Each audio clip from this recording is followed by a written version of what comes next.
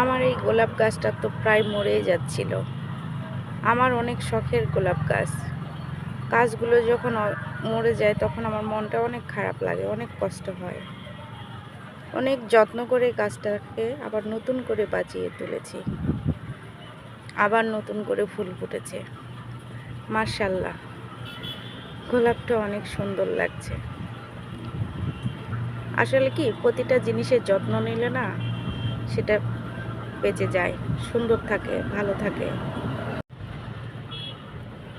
মাশাআল্লাহ, অনেক সুন্দর লাগছে। আমার গাছের টবেতে অনেক ঘাস, অনেক আগাছা হয়েছে। এগুলো ভালো করে পরিষ্কার করতে হবে, তা না হলে গাছগুলো ভালো হবে না, পুষ্টিকর হবে না। গাছের যত্ন নিতে হয়, সব কিছুরই যত্ন নিতে হয়। সব কিছু যত্নের উপর ভালো থাকে। আজকে এগুলো সব পরিষ্কার করতে হবে।